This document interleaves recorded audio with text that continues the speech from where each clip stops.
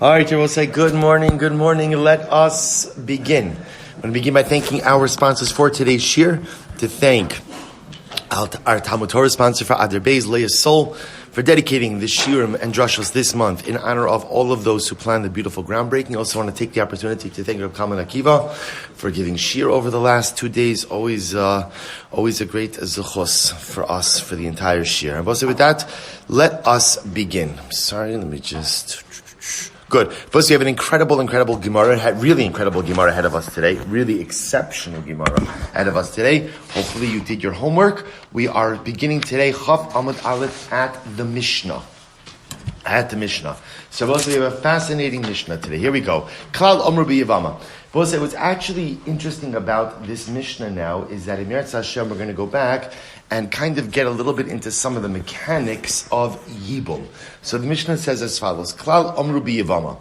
They said a klal, a general rule, when it comes to the Yevama, when it comes to Yibum, Kol Shi Isser Erva, Lo Choletzes V'lo Yevamos. So both say the truth is this is nothing new. We've been operating with this principle since the beginning of the Masechta. Any time that the Yevama is an Isser Erva. But remember again, this is how we got started. How do we get started? Reuven and Shimon, right? Reuven is married to 2 women, Rachel and Leah. Rachel was Shimon's daughter. That's how we got started with this. And the principle was that Allah Lamaisa, a woman who is an Erva, is not shaykh to Yibum. Right? It's not the pshat that she's patur, that she's exempt from Yibum. She is fundamentally outside of the framework of Yibum. So that's the Mishnah saying, Klal Amru, Klal B'Yevama, Kol Shi Isra Erva, Lo Choletzes V'lo Yevamos. A woman who is an Erva to the Yavam, a woman who is an Erva to the surviving brother, does not do Chalitza, nor does she do Yibum. Which Rabbi means she is not subject to the halachos of Yibum at all. Isser Mitzvah. So we'll say now we're going to get into some more categories. Really fascinating. Isser Mitzvah, the Isser Kedusha. If Lamais again a woman is subject to an Isser Mitzvah, we'll define what that means in just a moment. Or Isser Kedusha. These are women who are also prohibited. These are cases of the Yevama where she is prohibited. We'll discuss the exact nature of the prohibition. The Isser Mitzvah, Isser Kedusha, Choletzes V'lo Yevamos. Ultimately, again, these women do Chalitza and they don't do Yibum. Okay, we'll see what that means in just a moment. Next case. Achosa shehi yevimta choletzes od misyavemes. So I will say this is the case of a sister who is also the Yevama, ultimately does chalitza or yibum. Now, I will say if you take a look at the sheet I gave you, and I sent it out on the WhatsApp chat also, it might be easier to follow it along in a hard copy if you'd like. So I'll say, so just take a look. I'll tell you, this is the sefer. I bought the sefer the last cycle. Sometimes I find the pictures make it look more complicated than not, but Lamaisa, you'll see it's actually a very straightforward case. If you take a look at the first line, 119.1, see that first line? So you have 2 families over here. 2 independent families, right? We'll call them the left family and the right family. Hey, so we'll say, so again, left family has 2 daughters, Machla and Noah. Beautiful. Right family has 3 sons, Reuven, Shimon, and Levi. Reuven himself is married and has a son, Chanoch. Beautiful. 119.2, what happens? Chanoch married Machla. Now, both say, now I know this is going to sound strange. No one's related to each other. There's no problems. This is just a good old-fashioned marriage, right? There's absolutely no problems over here, right? So Chanoch marries Machla. Okay. Unfortunately, Chanoch passes away. Fine. 119.3. Machla then goes and marries Shimon. And also, along the way, Noah, her sister, marries Levi. So at this point in time now, Shimon and Levi are married to 2 sisters. But remember, the wife of Shimon is also the former daughter-in-law of Reuven. That's what's happened over here. Okay, following this? Right, so again, like I said, straightforward case. Very straightforward. So now at this point in time, again, Chanoch has passed away. Essentially, Chanoch's uncle Shimon married his widow, which again, no problem with that. There's no real halachic relation over there, right? So therefore, again, Machla is married to Shimon, and her sister, independently of this, marries Levi. What happens? 119.4, Shimon and Levi pass away.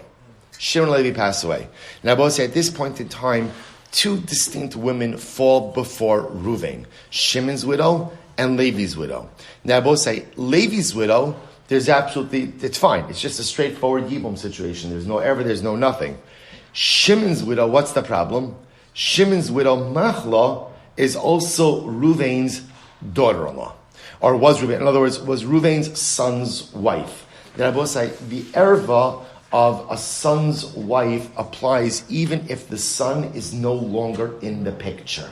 So in this case over here, so Ruvain has two women falling before him in Yibum, Levi's widow, whom there's absolutely no problem, and Shimon's widow, who there is an erva situation. So I will say, so that's the case. Like I said, very straightforward. So if you look in the Mishnah says, Achosa shehi yevimta, choletzes omis Yevemes. Now I will say, now in this case, could Shimon do Yibum with looking at line 119.4? Could Shimon do Yibum with Machla? Could he do Yibum with Machla?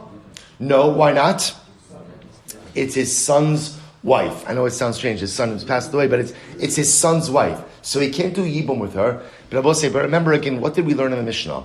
Whenever you have an erva situation, the erva is essentially what? Removed from the Yibum context. Now, what's interesting about this over here is as follows. Machla and Noah are sisters. So you might have thought that the fact that they're sisters therefore precludes Ruvain from doing Yibum with either one of them. Kamash Malon, that we view Machla as being essentially outside of the entire picture. Because since she is not shayeches to Yibum at all, she has nothing to do with Yibum, because Ruvain can't do Yibum with her, because she is an erva to him, we actually view her as if she's non-existent in this situation, which then allows Ruvain to do Yibum or Chalitza with Noah, whichever one he decides. Beautiful. We'll say that's that case. Again, we'll delve more into it in the Gemara, but that's the case. Excellent. We'll say, let's go back now. So remember again, the Mishnah said before, that you have cases of Isser Mitzvah and Isser Kedusha. And when a woman is either an Isser Mitzvah or Isser Kedusha, we tell the Yavam to do Chalitza and not do Yibum. What's Isser Mitzvah, Isser Kedusha? Isser Mitzvah, Shnios Midivrei Sofrim. So we'll say this, we're going to spend a lot of time on this in tomorrow's daf. This refers to what we call Shnios. So we'll say Shnios means women who are biblically permitted, but rabbinically prohibited. What we'll call a rabbinic erva. Those are called ultimately, again, Isser Mitzvah. Isser Kedusha. Who does Isser Kedusha refer to? That's Amar LeKohen Gadol, Grusha v'Chalutza LeKohen Hedyot, Mamzer u'Nesina LiYisrael, Ubas Yisrael u'Nesina LeMamzer. And we'll say, who's Isser Kedusha?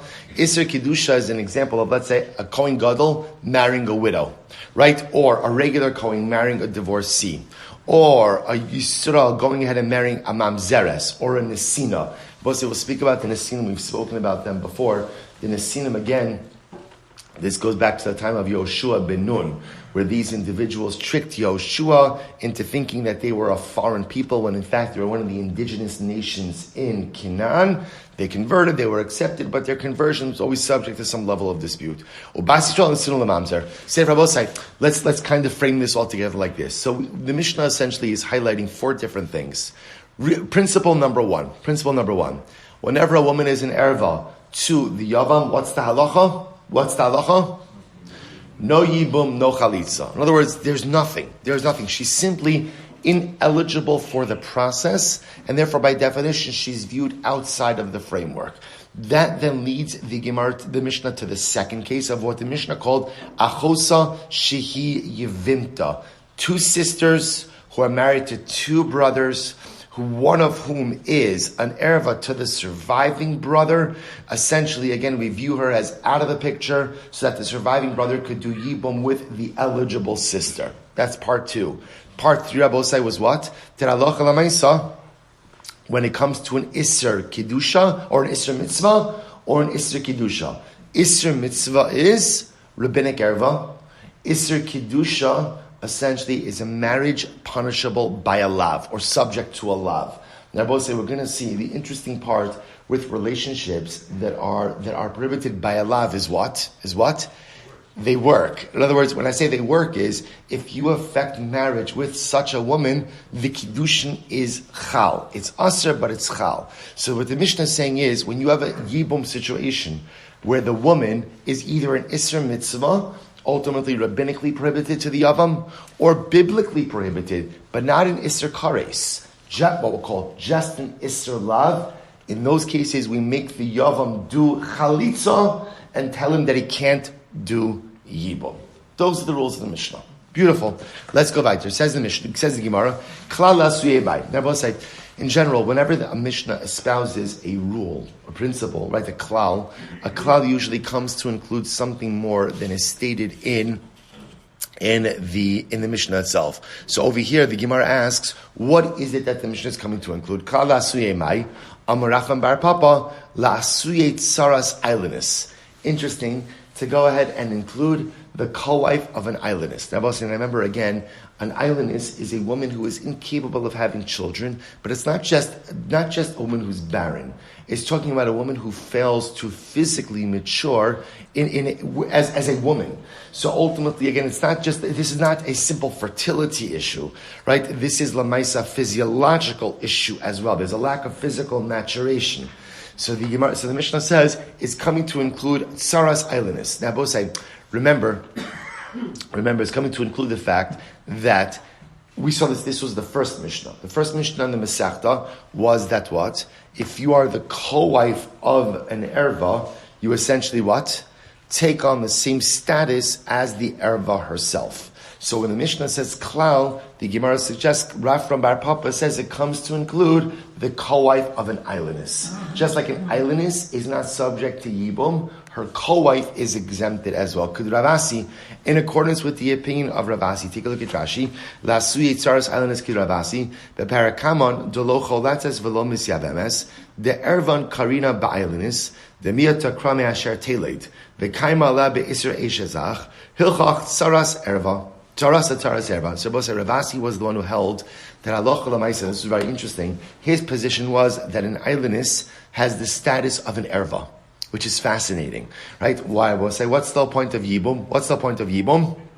Lahakim zar la'achiv, to ultimately again establish offspring for the deceased brother. An islandess who is incapable of having children, Ravasi said, she's pretty much just like an erva. She's pretty much just like an erva, and therefore, Allah Lamaisa, again, her tzara, her co-wife, will become prohibited as well. Another say, what's an alternate version of this? Kol shisura is erva, hu da asira tzarasa. Ha lo isura isra erva, tzarasa lo asira. So we'll say, there's an alternate version. The other version is like this. Anytime that the primary wife ultimately has an isra erva, so the co-wife is prohibited as well. But if the wife is not an Isra Erva, then her co-wife is not prohibited. For example, Leme'ute Mai, Amarakram, Leme'ute Tsaras Islandess, this would come to exclude the co-wife of an islandess, Udilo Kravasi. So I will say, what it comes down to over here is just, so remember, all the Gemara is just trying to understand is when the Mishnah says klal, it's coming to include something that's not written here in the Mishnah. What is it coming to include? So we'll say, so here's what's fascinating. We saw this before in Yud Beis. There is a machlokes as to how to look at an islandess. Right? If a woman is incapable of having children because of a lack of physical maturation. And we'll say, when we say lack of physical maturation, it's not just the pshat that, she's late in maturing and she'll mature later on. This is the idea. She's not going to physically advance. She's not going to physically mature in a feminine fashion. So therefore, I will say, here's what's interesting. How do you look at that woman? Is that woman viewed as an erva? Or is that woman viewed simply as someone who is ineligible for yibum? What's the nafkamina? Does she impact her tzara? If you view her as an erva, then ultimately again, an erva always disqualifies her tzara as well. If you just simply view her as ineligible, she's not an erva, she's just ineligible, then Allah says she's ineligible, but her co-wife ultimately is eligible. So we'll say that's the machlokes. Beautiful. Next case. So we'll say, remember again, we did this. This was the chart, right? The chart was helpful, no? Okay, no. All right, good. We'll say, so again, I thought it was helpful. Fine. We'll say, so again, so again, this was this case that we did. Achosa shivimta. So the Gemara says, achosa demand. So we already did this in the Gemara. Whose sister are we referring to? Ilema de isser mitzvah. If you say it's a case of a woman who is the sister of an Isser Mitzvah, i.e. a rabbinic erva, Keva de Midaraisa Ramya Kamei, paga ba'achos zikukaso. If lamaisa, again, if it's only a rabbinic erva, then lamaisa, that wife is still chayeves in yibum mid-oraisa, and to marry her sister would ultimately be marrying the sister of your zekuka. Alachosa de isser erva. Rabbi, you have to say it's talking about a case of a sister of an isser erva, a doraisa robish, which was exactly this case we went through on the sheet. Remember again, this is where Noah, right, because remember again, if you skip down all the way to 119.4, what we're looking at the end of the day is like this. Shimon and Levi both pass away. Their wives both fall before Ruvain. Now remember again, the issue over here is Machla is an erva to Ruvain. Why is she an erva to Ruvain? Because she is halachically, we'll call it, Ruvain's daughter-in-law. She's Ruvain's daughter-in-law. Noah is her sister. Noah is her sister.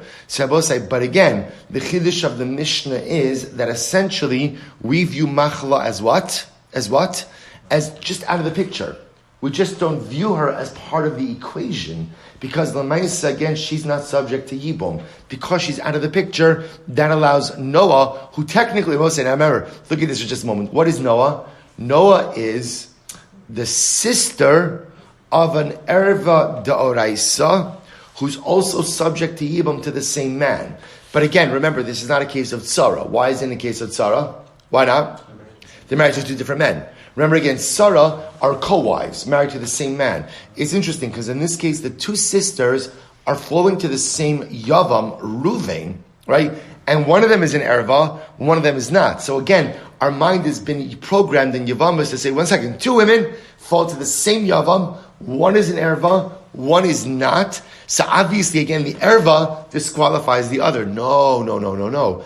The Erva only disqualifies the other when the two women are connected. But in this case over here, there's not a marital bond between the two women, the two sisters. Therefore, the Maisa, we essentially view Machla as if she's out of the picture, right? Because she's out of the picture. She's totally ineligible for Yibum. She's just not subject to it. And that clears the way for Noah to ultimately do Yibum or Chalitza with Ruvain. Incredible. So now we're getting into really interesting sugyas. Isser mitzvos shniyos. So remember again, the Mishnah said, so just to be clear, if you have a woman who is an erva d'Rabbanan. Now, both say we're going to get into these cases tomorrow. We're going to go through a whole chart. Emir Hashem. We'll see a whole bunch of cases like this, rabbinic ervas. Right? So these are women who are biblically permitted but rabbinically prohibited. So what did the Mishnah say? If you have a yibum situation where the woman who falls to the yavam ultimately is what we call an isser mitzvah, and I will say isser mitzvah. Isser mitzvah is shnios. Shnios means literally a secondary class, which refers ultimately to rabbinic erva. So what happens in that kind of case, Rabbosai? What does the Yavam have to do according to the Mishnah? What does he have to do? Chalitza. Now remember again, you can't do nothing. Why can't you do nothing? Why can't you do nothing? Because remember again, midaraisa, this woman is eligible. But midrabanan, she's asura. So therefore what we make the Yavam do is you can't do Yibum, we make him do Chalitza. Again, we're going to illustrate these cases in tomorrow's daf. Says the Gemara, "My karlu isser mitzvah." Why do we call a rabbinically prohibited woman, right? A woman who's an erva d'Rabbanan, why do we call her an isser mitzvah? So I'll say this is great. Amar Abaye, because mitzvah l'shma divrei chachamim. Yeah, it's very simple. Because there is a mitzvah to listen to Chazal. Right? When Chazal legislate laws, when Chazal legislate halacha, there's a mitzvah. Right? The Torah tells us we have an obligation to listen to the words, Lo sasa min hadavar sheyagidu lecha yamin u'shmol. Do not veer from what the Chazal, tell us, right or left, because there's a mitzvah to go ahead and listen to Chazal. We call rabbinic law mitzvahs. Therefore, a woman who is rabbinically prohibited is going to be called an isser mitzvah. Beautiful. Next, Isser Kedusha. So we'll say the next category, remember, was what? Isser Kedusha. Now we'll say, remember again, who are Isser Kedusha people? What are Isser Kedusha women? What are they? What type of prohibition? Doraisa. Biblically prohibited women, but they're the type of situations where what? Where if you were to marry them, the Kiddushin would be chal. So it's the same type of scenario, where essentially over here is to tell them to do nothing. Can't tell them to do nothing because technically they can affect Yibum with these women. But at the same time, Yibum would be a prohibition. So in this case, we tell the men, we tell the Yavam, you can't do Yibum, you have to do Chalitza. So for example, Isser Kedusha, Amar the Kohen Gadol, Kedusha v'Chalutza the Kohen Hedyot. Ultimately, again, this would be Halacha L'Maisa. 1 second, let me just see one thing. Okay, we'll do the Rambam. We'll do the Rambam in a bit. I want to jump ahead. Fine. Okay, we'll get to Rambam afterwards. Fine. So I'll say, this is Isser Kedusha, Amana l'Kohen Gadol, Grusha v'Chalutza l'Kohen Hedyot. So Isser Kedusha, the example of that would be an Amana to a Kohen Gadol, widow to a Kohen Gadol, or Grusha v'Chalutza to a Kohen Hedyot. So it says, Gemara, V'amai karilu Isser Kedusha. Why do we call these women an Isser Kedusha? Right? What does that mean? The Gemara says, Kedoshim yiyu le'elokeim. Because the pasuk says, Sirbosai, it's interesting because although later on we get into Mamzer, but the first way the Mishnah illustrates this is by Kohanim. By Kohanim, there's a mitzvah of Kedoshim yiyu le'elokeim. Right? That ultimately, again, an extra level of Kedusha. So therefore, again, it's called an Isser Kedusha because, again, these prohibitions, these women represent a prohibition to the Kahuna because of their obligation to maintain a heightened level of Kedusha. The Gemara says Rabbi Huda Machlef. Rabbi Huda actually switches around the categories. He says Isser Mitzvah is Amar l'Kohen Gadol Grusha v'Chalutza l'Kohen Hedyot. So Rabbi Huda says like this. He holds the category of Isser Mitzvah actually refers to the Amana to the Kohen Gadol, Grusha and Chalutza to the Kohen Hedyot. V'amai karle Isser Mitzvah. Why do you call these women an Isser Mitzvah? Dichsiv Eila HaMitzvos. Ela mitzvos. Because we'll say the pasuk, when speaking about, again, the mitzvos, right, the prohibitions of the Kohanim to marry certain women, he used lashon of Ela ha-mitzvos. So he calls them Isser Mitzvah. Isser Kedusha, Shnios Midivrei Sofrim. So again, we'll say in Rabbi Huda's model, the Isser Kedusha, that refers to the women who are rabbinically prohibited as an erva. V'amai karile Isser Mitzvah. V'amai karilu Isser Kedusha. Why do you call rabbinically prohibited women Isser Kedusha? Rabbi said, this is beautiful. Amar Abaye, kol hamakayim divrei chachamim nikra kadosh. Rabbi said, because whoever upholds rabbinic law is called a kadosh. It's called a kadosh. Amar le Rava v'chol she'inu makayim divrei chachamim kadosh hu lo mikri rasha nami lo mikri. And tell me, and if you don't uphold rabbinic law, what? You're just not called a kadosh? Aren't you called the Rasha? In other words, what does that mean? So you want to say, Amar Rava, Kadish Atzmecha B'Mutralach. Rather, Rava says that I will say, what does it mean to be Kadosh? And I will say, it's quite beautiful. What does it mean to be Kadosh? To be Kadosh means to be able to sanctify yourself even with that which is permitted. The essence of Kiddush, I will say, is not just drawing the line between that which is Mutter and that which is Aser, but recognizing that sometimes you even have to draw the line in life within that which is permitted in order to go ahead and safeguard one's holiness. That sometimes what Kedusha means is not straddling the line between Mutter and Aser, but it means creating Gidarim, creating boundaries. And boundaries sometimes means even prohibiting things that are inherently permitted, but we prohibit them in order to safeguard our spirituality. That's called Kedusha.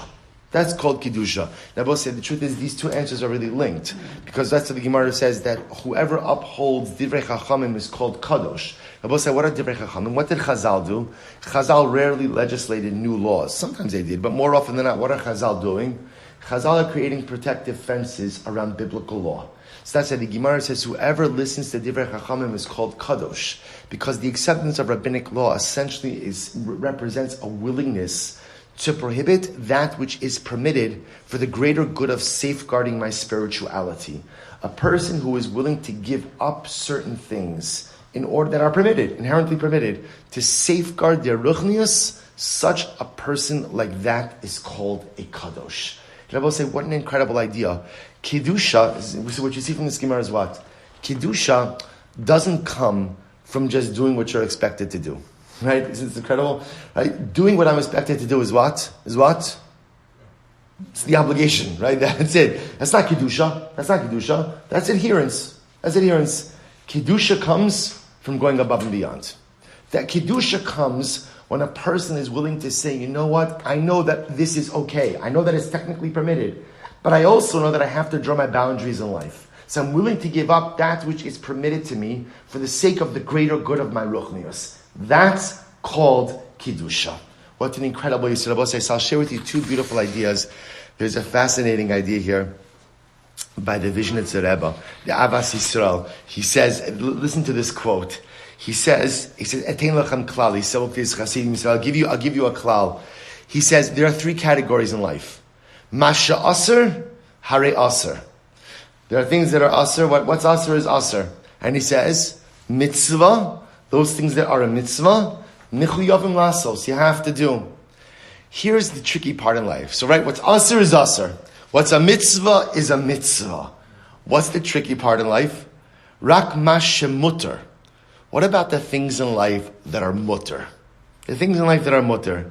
Tzrichim heitiv lasos chashbin, heim lasos olo. That's where you have to make a cheshbon, says the Vishnitzer Rebbe. Right? If it's asr, it's clear that I can't do it. If it's a mitzvah, it's clear that I have to do it. What if it's mutter? What if it's mutter? What if it's permitted? If something is permitted, says the Vishnitzer Rebbe, that's where a person really has to think, I know it's permitted, but should I do it? Should I do it or not? And to kind of build on that, I saw one more beautiful idea brought down in the Sefer Netzutzi Ashas. He brings down this idea. He gives an incredible mashal. I will say it's such a great mashal, and every parent could appreciate this mashal. He says that a father is traveling with his child, and the child goes out there. They're walking, and the child sees a store is selling ice cream, so the child wants an ice cream. Father says, of course, buys the child an ice cream. They walk a little bit further. Child sees a candy store. I want a chocolate bar. Father says, no, you can't have the chocolate bar. You just got the ice cream. So what does the child do? Well, right, as often children do. Right, first, of course, every child asks nicely, please, rations, reasons with the father. Child throws a fit. Mamish throws a fit. Father says, you know what, fine, here's the chocolate. But this is it. They pass a toy store. Right? I want that chashka, I want that thing. Father, look, come on. Got you the ice cream, got you the chocolate, that's it. Mamish, meltdown, mother of all meltdowns, right? And again, so father says, fine. You know what? Again, a certain just give up. So he's quoting over here from the Sefer Mesilos Gad. So the Mechaber says, so the father buys the kid, right? The ice cream, the chocolate, the toy, giving everything. So at the end of the day, has the father done anything wrong by getting the child every single thing?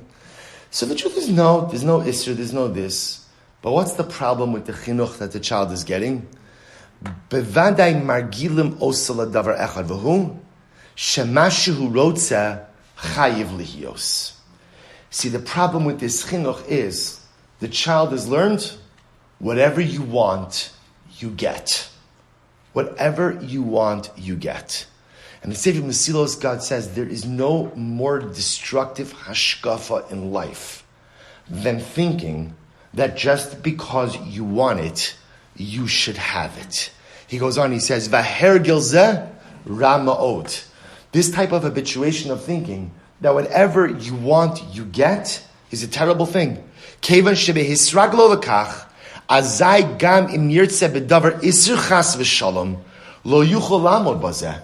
See, Rabbi says so much of life is recognizing you don't get whatever you want. You see, when you look at what happened with that father and child, is there anything wrong with, right? Look, the ice cream was Chalav Yisrael, right? The chocolate had, 50 hashkachas on it. The toy, it was a Davar of Chaim Kanievsky, whatever it was, right? It was mamish, every single thing, incredible. Except what kind of chinuch is that? If a child grows up to think that they could have every single thing that they want, such a child who grows up getting every single thing they want will become an adult who who thinks he can get every single thing he wants. And I will say, that's not a Yid. That's not a Jew. Right? Kadesh is atzmucha b'mashem mutalach, nikra kodesh. Right? What does the Gemara say? Kadesh atzmucha b'mutalach. What's Kedusha? Kedusha is recognizing that just because you can have it does not mean you should have it. Like the Vishnitzer Rebbe said, sometimes even that which is mutter is not good for me. And I will say, by the way, it's an incredible yisod. It's an incredible yisod with parenting, because often we don't realize this. Like parents think that sometimes every parent loves their child, and every parent wants to give their child everything. But sometimes we don't realize that giving our children everything is not doing them a favor. It's being margil them in this mindset that if you want it, you could have it. And that's actually antithetical to a Jewish chinuch. Because the Jewish chinuch is, there are things that are asr and you can't do. There are things that are mitzvahs and you must do. And then there's that whole mutter category. But just because it's mutter doesn't mean you should do it. And just because it's mutter doesn't mean you should have it. Life is all about exercising proper restraint, right? And drawing our lines and avoiding a life of excess in all different ways. And the Gemara is telling us, halacha l'maisa, that's where Kedusha comes. Not just for chinuch, it's for ourselves also. Of trying to figure out in our own lives, in the realm of mutter. In the realm of mutter, what is it that I should be having? And where is it that I should draw the line for myself? Because I recognize that if I don't draw my line here, I'm going to get into spiritual territory that is going to have a negative repercussion. Incredible. So let's go back there. Says the Gemara. Amar the Kohen Gadol. So remember again, the example of the Isser Kedusha, Isser Mitzvah, that the Mishnah gave, Isser Kedusha, that the Mishnah gave was an almana to a Kohen Gadol. So here's what's interesting. Kapasik v'tani, lo shnami na nisun, lo shnami na erisin. Here's what's interesting about this case. The case, so we have an almana. So I will say, so just to be clear, here's the situation. Imagine there's two brothers, Reuven and Shimon, right? They're both Kohanim. So now what happens? So now Reuven dies. Shimon also obviously the Kohen Gadol. So I'll say now you have an interesting situation, which is Shimon has an obligation of Yibum. Could Shimon do Yibum? No, why not? He's the Kohen Gadol. Kohen Gadol can't marry an almana. Right? Kohen Gadol can't marry a widow. So I will say, so now here's what's interesting about this. This is what the Mishnah called an Isser Kedusha. So we said that halacha l'maisa, the Kohen Gadol can't go, he has to do chalitza, can't do yibum. And I will say, the Gemara makes a fascinating observation. Kaposek v'tani lo shnami na nisuv lo shnami na erisin. The truth is, the Mishnah makes no difference whether or not the widow was widowed from erisin or from nisuin. And I will say, now what's the nafkamina? Watch this. This is fascinating. I understand why that if Reuven was fully married to his wife and then he passed away and he widowed her from Nisuin, I understand why Shimon, the surviving brother who's the Kohen Gadol, can't do Yibum. Do you know why? The Gemara says, Aseh velo saseh, ve'en aseh docha lo saseh. Both say this is fascinating. Let's see what's going on over here. Remember again, on one hand we have an aseh. What's the aseh? Yibum. On the other end, what do you have? If we're talking about a woman who was widowed from Nisuin, for a Kohen Gadol, you have two issues. Number one, right, you have a lo saseh. What's the lo saseh? Kohen Gadol is not allowed to marry a widow. What's the aseh? V'hu isha b'sula yikach. The aseh is, Kohen Gadol must marry a besula. He has to marry a virgin. If she's widowed from Nisuin, I understand why he can't do Yibum. Because although there's an aseh of Yibum, there's a lo saseh that you can't marry a widow, and an aseh that he has to marry a besula. And an aseh cannot override a lo saseh and an aseh. Look at Rashi just a moment. Kapasik v'tani. Rashi says over here, Amar lo k'nadol lo shna nafla lefana min ha'nisuin dahinu tarti legriusa chad da'amanahi v'ikalav da'amana lo yikach v'od de'be'ulahi v'ikar iser aseh d'chsev isha b'vsuleha yikach. So we'll say this is incredible. So I understand the case of where she's widowed from Nisuin, because you have an aseh of Yibum, but the aseh of Yibum cannot override the aseh and the lo saseh of number one, marrying a widow, and number two, marrying a woman who is not a basula. Ela mina erusin lo saseh greidehu yavo aseh v'yitcha lo saseh. Watch this. But I will say, what about where Reuven died, but all he did with Rachel, his wife, was erusin. They never lived together. In which case now she's widowed. So you have the issue of a widow, but she's still what? A basula. If that's the case, why don't we say that the aseh of Yibum should be docha the lo saseh that a Kohen Gadol can't marry an almana? It's good kasha.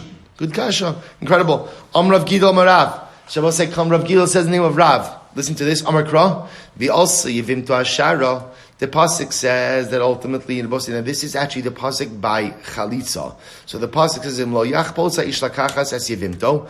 If the man does not want to marry his Yevama, va'alsa Yevimto Hashara. Ultimately, again, the Yevama will go up to the gate. Now we'll say Shara is a reference to the Beis Din. So now look what Rav says. Shein Tamalomer Yevimto. The truth is the pasuk doesn't need to say Yevimto. It's unnecessary. Because you know who we're talking about. Ma Tamalomer Yevimto. So why does it say Yevimto? So look at this drasha. Yesh lecha Yevama achash ola lechalitza ve'eno ola liyibum. Rav says it's coming to teach us that there is a type of Yevama who can only do chalitza and can never do yibum. Who is that Yevama who can only do chalitza and never do yibum? So ve'ezo zu chayvei lavin. Rav says, I will say, what the Gemara is coming to teach us, the Mishnah is coming to teach us, is that halacha l'maisa, whenever you have a situation where the Yevama is prohibited to the Yavam by penalty of a lav, not an Isser Kares, a lav. What's the halacha? She is only subject to chalitza and cannot do yibum. In other words, even though you're making a cogent halachic argument, which is let the asay of yibum be doche, the lo sa'aseh of almana, Rav darshans va'alsa yevimto ashara. The Torah didn't need to say yevimto, the yevama. The fact that it mentions yevama is coming to speak about someone specific. There is a yevama, there is a person who is only subject to chalitza and is not permitted to do yibum. Who is the woman who could only do chalitza and cannot do yibum? That is the woman who is prohibited through a lav. That's the example of Rabbi Saib. What? For example, an almana to a kohen gadol, even if she was widowed when? From Erison. It's beautiful. I mean, it's not beautiful, it's tragic, but I'm saying, but you understand, halachically it's beautiful. Halachically it's beautiful. So the Gemara says, maybe it's talking about a woman who's subject to kares. In other words, how do you know it's a woman subject to a lav? Maybe this is true even by relationships punishable by kares, and telling you, going back to the first parak, telling you that even if a woman is an Isser Erva, maybe the Yavam still has to do chalitza. Amakra, im lo yachbot sa'ish lakachas, ha chafetz miyabim. Because the way the pasuk reads about say is that Allah chalamaysa, we're talking about a man who technically could do yibum, but instead of doing yibum, he's doing chalitza. Kol ola liyibum ola lechalitza, v'chol she'ein ola liyibum eino ola lechalitza. To teach us about saying that chalitza is only an option when you. So we had this at the beginning of the Masechta. Yibum and chalitza are the two sides of the same coin. Chalitza is only possible and yibum is only possible. Yibum is only possible and chalitza is only possible. Ihachi chayve lavin nami. But one second, if that's the case, I don't understand. Then how can you do chalitza in this case as well? Both sides. Again, is a kohen gadol allowed to do yibum with the widow, even if she was widowed from?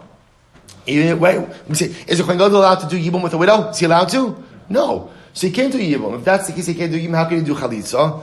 So the Gemara says, Rachmana Yevimto. That's the pasuk comes to say Yevimto. Yevimto is talking about a specific case where halacha lamaisa, even though yibum is not allowed, chalitza will be mandated. Umarois, but I don't understand. So why are you coming to include the case of almana? Why don't you instead say that it refers to chayve kares on the base mistabra chayve lavin taf sibahu kiddushin. Chayve krisos lo tav sibu kedushin.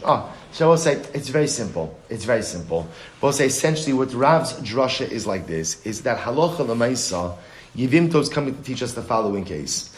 There are cases where, technically speaking, yibum, yibum is aser, but if you were to do it, what? It would work.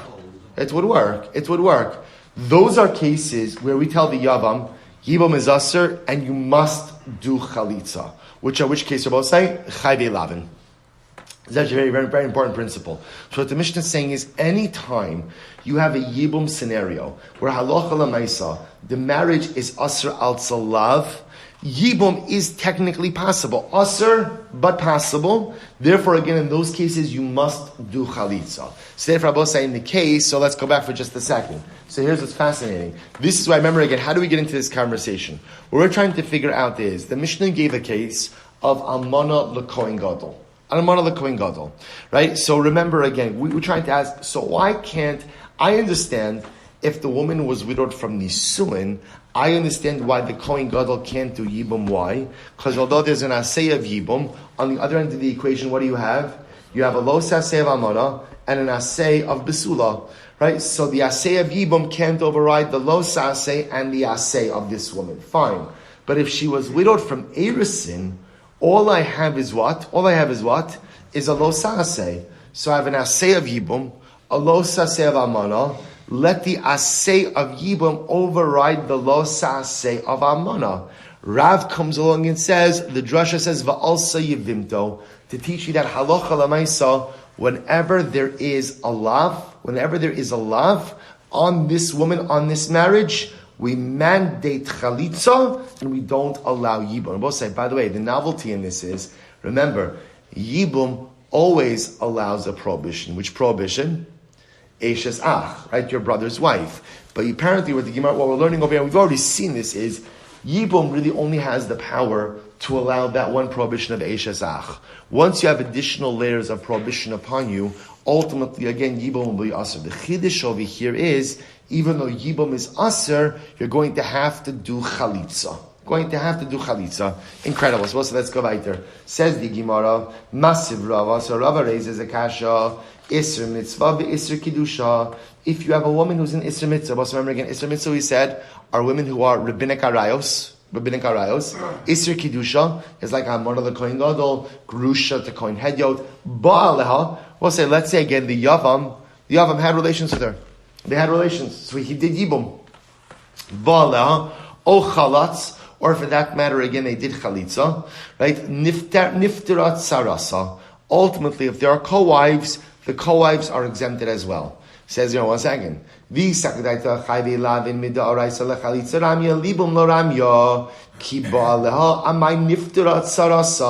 don't understand. But if you're correct, that any time that there's a lav, right? Any time that there is a lav, a daraisa lav, ultimately, again, such a woman is not subject to yibum, only subject to chalitza. If the man illegally had relations with her, then why does that exempt the co-wife? Such an act should be looked at as just a regular illicit act, not as an act of yibum, and the tzara, the co-wife, should still be eligible for yibum. Ultimately, Rava raised the question, and Rava answered the question. Litzdadin katani. I will say, ultimately, again, you have to read those two phrases separately. Ba'aleha isser mitzvah. No, we'll say. The case of where the Yavam had relations with her, that's the case of shnios, where the woman is only aser midrabanan. Okay, so now this makes more sense. If you have a woman who is an iser evra midrabanan, so they're not supposed to do yibum. They're supposed to do chalitza. What if they did yibum? What if they did yibum? We'll say, what if they did yibum? It works. It's yibum. Now again, the ability to sustain that marriage afterwards is a separate discussion. But lemaisa, if you have a woman who is rabbinically prohibited to the yavam, they're not supposed to do yibum, but if they did, the yibum works. Chalatzla a isser kiddusha. The second part, when it said if he did chalitza with her, that's referring ultimately again to the isser kiddusha, to the woman ultimately again who is or prohibited by a lav. Good. Massive Rava raises a kasha. Pitsua daka krushivcha. So I'll say these are interesting sugyas, which we're going to actually spend a lot of time on this. This is coming down the pike, right? So we'll say, come on. Right? So the pitsua daka, the pitsua daka will say, so again, these are individuals, these are men who are not permitted to marry into the general population. We'll discuss why that is. Pitsua daka literally means crushed testicles. Krus shavcha refers.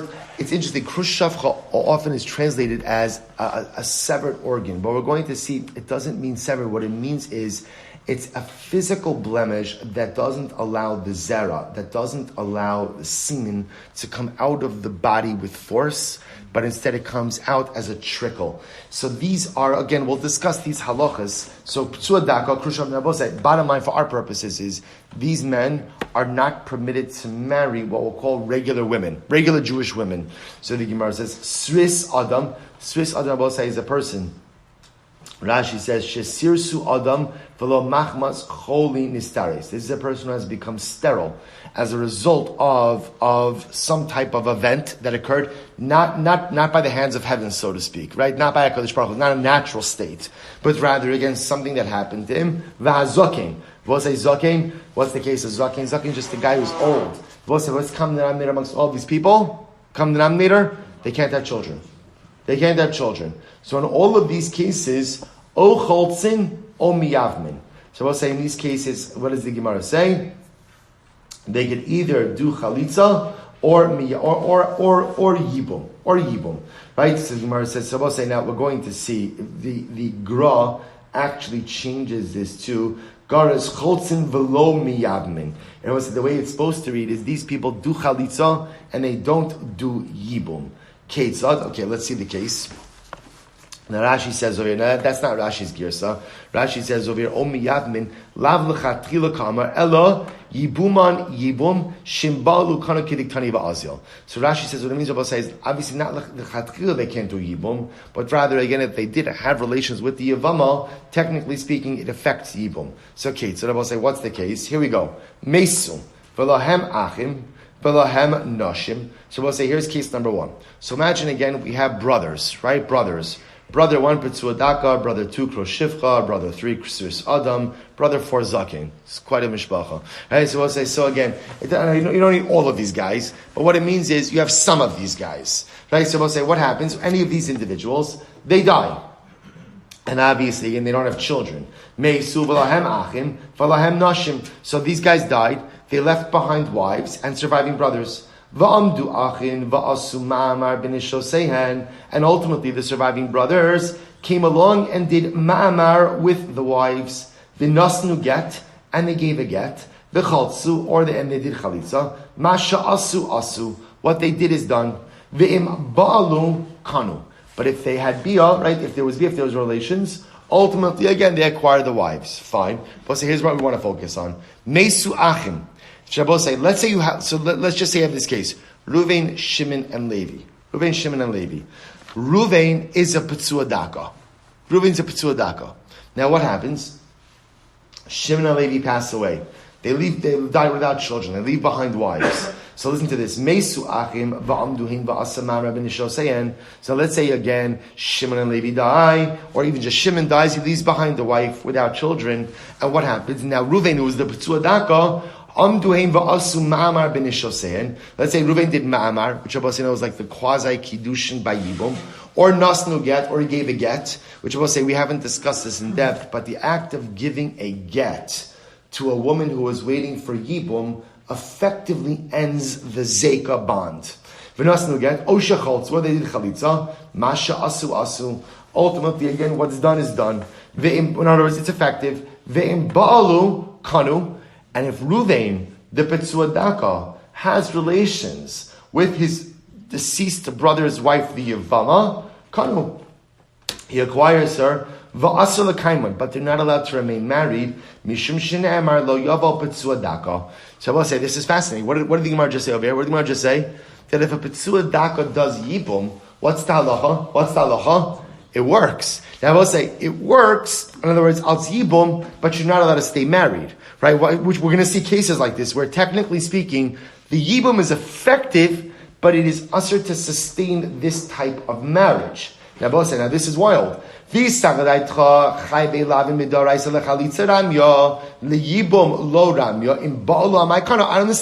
But Rav, you just said before, what did Rav say at the bottom of Chaf Amud? What did he say?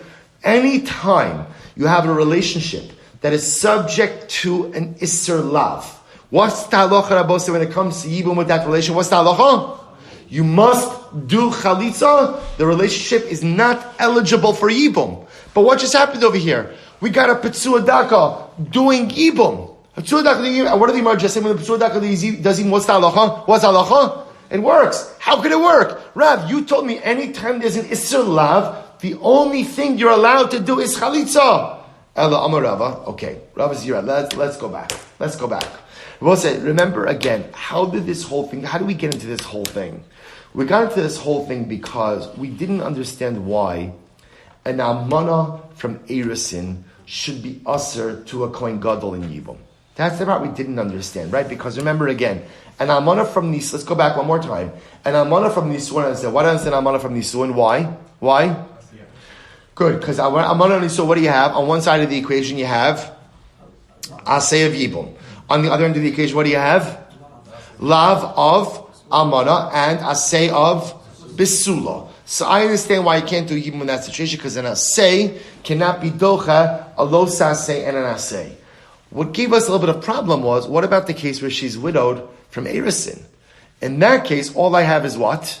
An asay of Yibum and a lo saseh of Amanav. But we assume she's still a basula, right? So why can't the Kohen Gadol do Yibum in that case? That's where Rav came along and said the answer is because anytime you have a relationship that is subject to a lav, you are only allowed to do chalitza.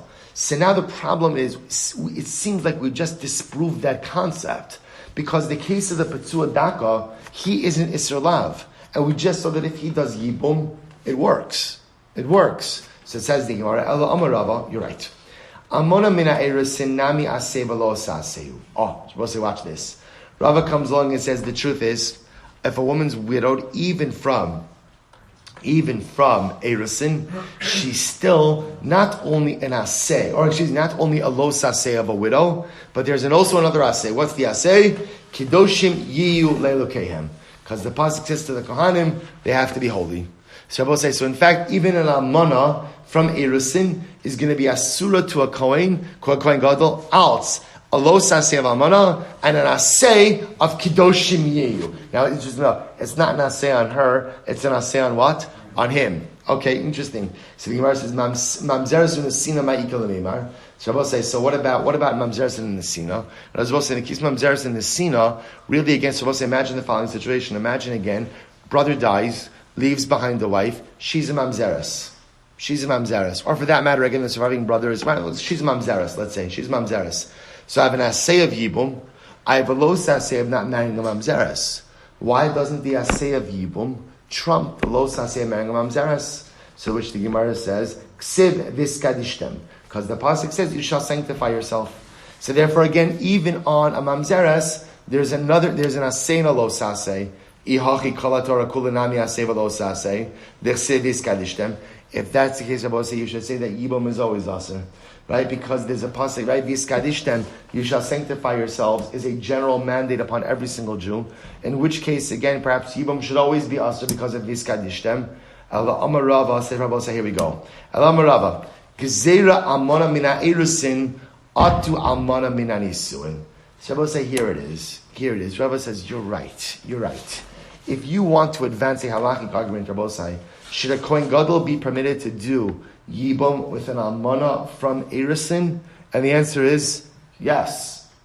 Why? Because we'll say very simple. Why? You have an asay of Yibum and what? A lo saseh of what? Almana. Right? And remember again, there's no ushul besula because she was widowed from Erusin. So technically speaking, in that circumstance, we should say that halacha l'maisa, the asay of Yibum trumps the lo saseh, ultimately again of Amana. But l'maisa, you don't want to do it.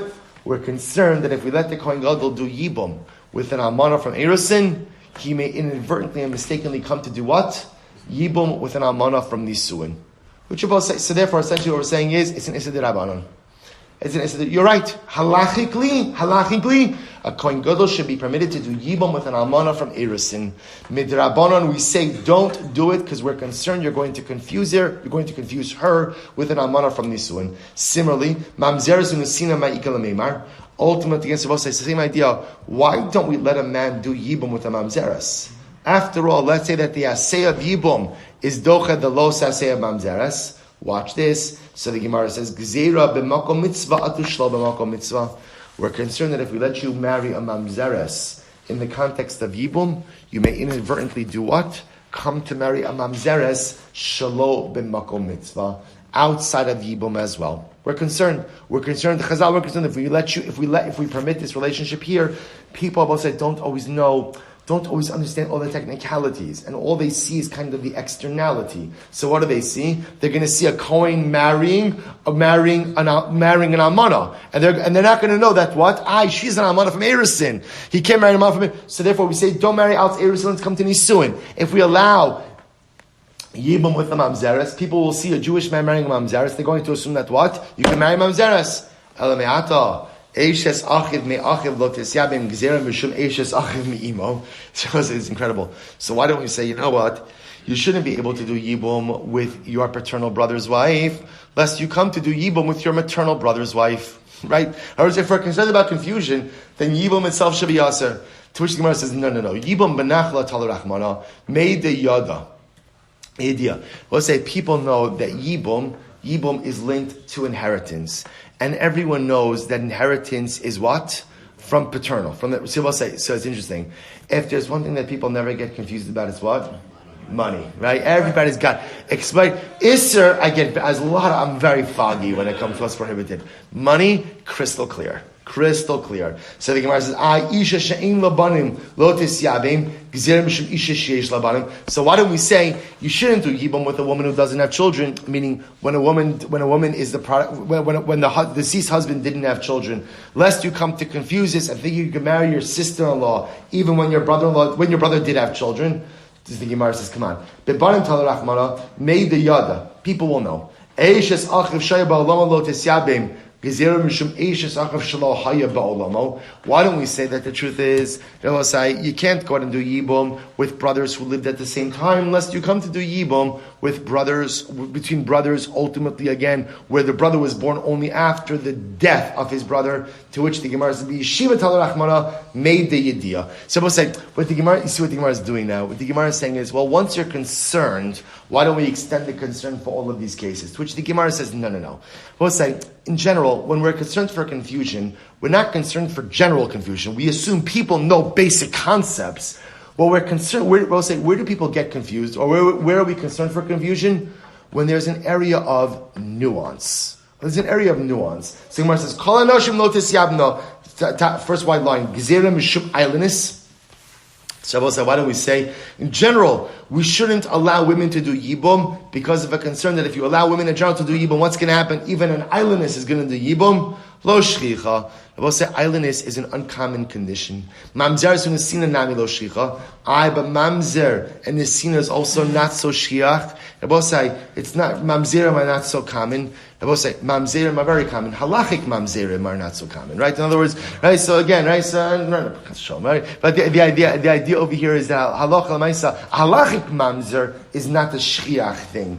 To which the Gemara says, Allah Amarava gezera biarishona atu biyashniya.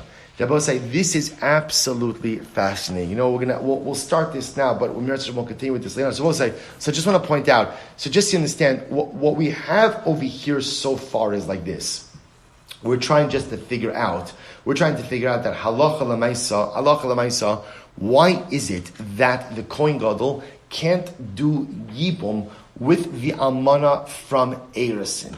So we wanted to, because remember again, that's just a simple case of an asay versus a lo asay. Asay of yibum versus lo asay of almana. So originally what Rav posited was, because we learn from a drasha, the Torah teaches us that Allah l'maisa, anytime a woman is subject to a lav, there is no option of yibum, only chalitza. We blew that out of the water. Why? Because of the P'tuadaka case. Because we had a case of P'tuadaka, which is clearly allowed, and yet again, he is affecting Yibum, right? And it works. Sefer Rabbo say, we pivoted now, and what essentially the Gemara is suggesting over here is that halacha, well, Rava wanted to suggest that even in general, that there is an asay and a lo asay, even when she is widowed from Erisin.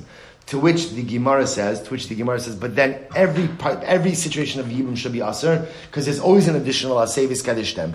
To which Rava came along and said, it's Gzera D'Rabbanan. That in certain nuanced cases, Chazal said, we don't want you doing Yibum.